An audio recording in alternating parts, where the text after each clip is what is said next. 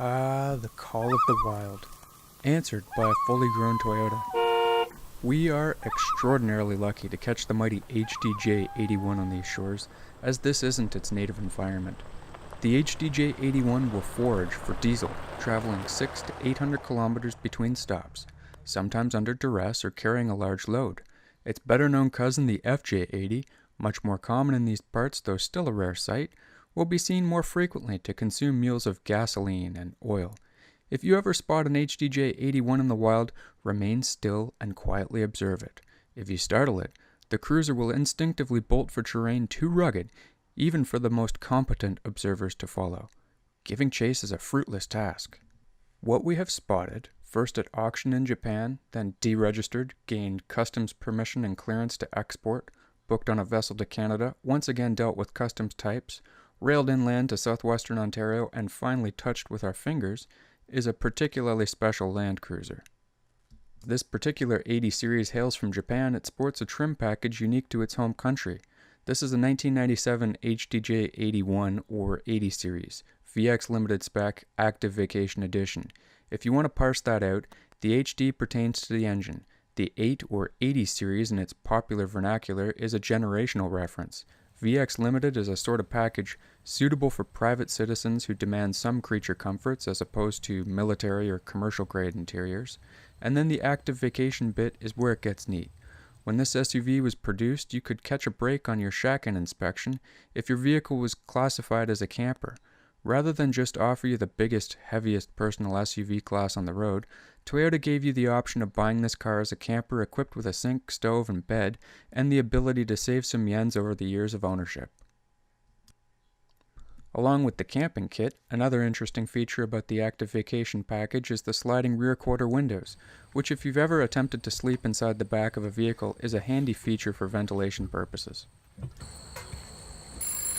Hey dude, Hi Craig. I'm on active vacation. I was just gonna fry some brekkie and then I was gonna go fishing. You wanna come? Sure man. Okay, see you in a bit.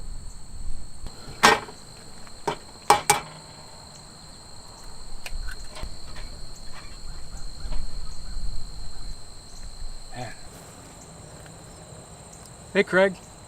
Hey dude. I think there's something wrong with the electricity. That's a gas stove, isn't it? Ho-ho! It's not electric. Alright. Idiot. Well, that was disgusting. Let's go fishing. This looks like a good spot. Yeah, I wonder what's biting.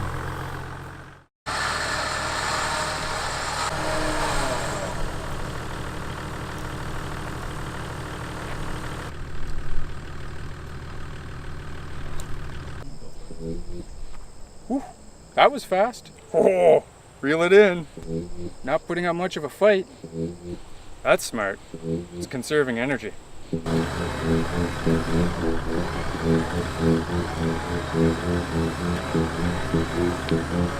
1HD FT is a turbo straight 6, distinguished as the multi-valve HD, with 2 exhaust and 2 inlet valves per cylinder, making it a 24-valve single overhead cam with a timing belt and mechanical direct injection.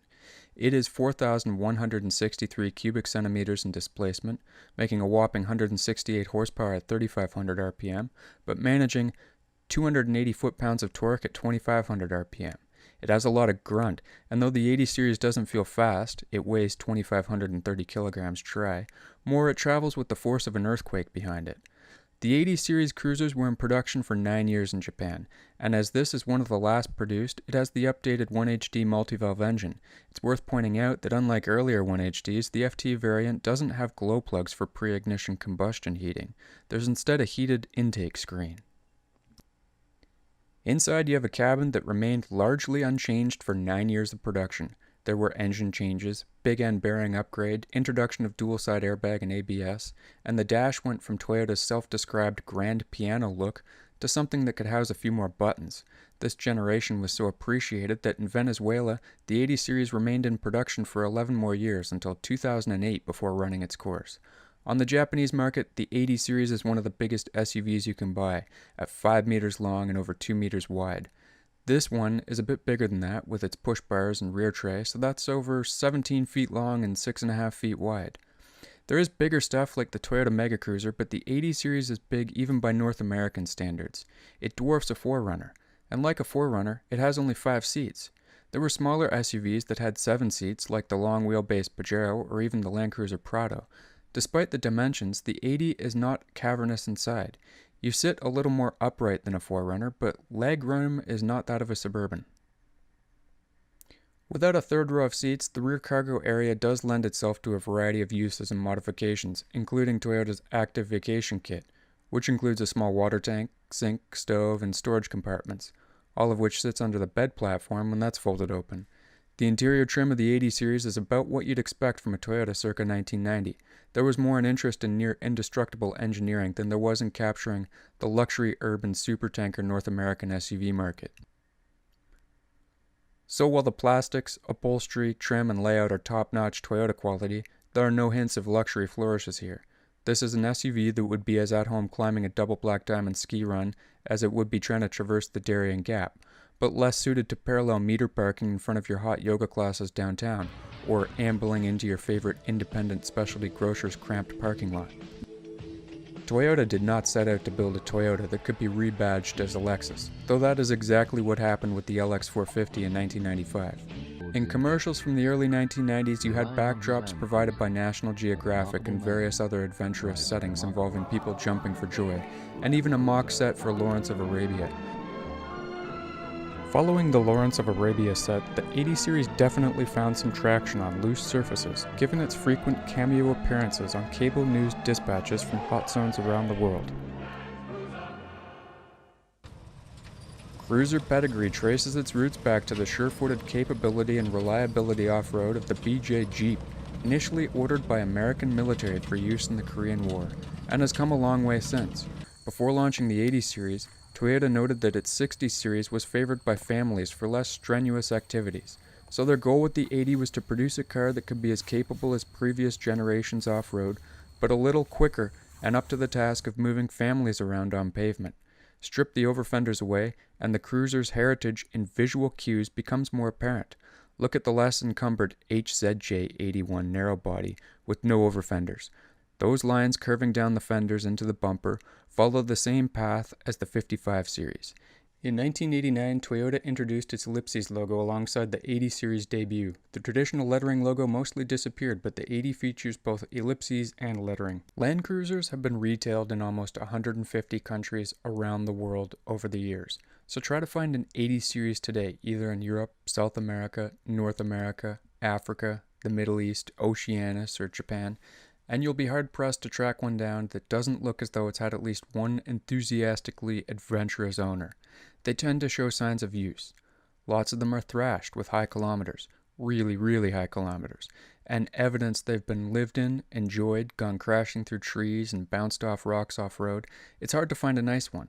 Although this cruiser came equipped with a Warn 8000, which is a baby by 80 standards, a gorgeous handmade stainless roof basket, and this neat custom rear luggage tray, this cruiser had been gently used by one owner since 1997. The paint indicates it was lovingly parked indoors for 20 years rather than left in the sun to bleach out and dry rot, and the underfloor indicates it was driven gently and put away dry. The factory gas bottle for the camping stove was never touched. The stove itself never turned on. This is an extraordinarily rare example, showing diligent ownership and minimal use. If you want something like this truck, it will probably take a while to find, and the client that bought this cruiser was patient enough to wait for the better part of 8 months worth of hunting. The wait was worth it, though. This 20-year-old still feels, sounds, and drives like a new car. The multi-valve engine is strong. It barely seems to notice when it climbs a hill, and it floats over rugged terrain like you're riding on a Zeppelin. Even the driver's seat looks as though the old owner barely weighed 60 kilograms. Nothing rattles. None of the electronics malfunction. I might have been the first person to use the winch. There aren't any brush tattoos in the paint.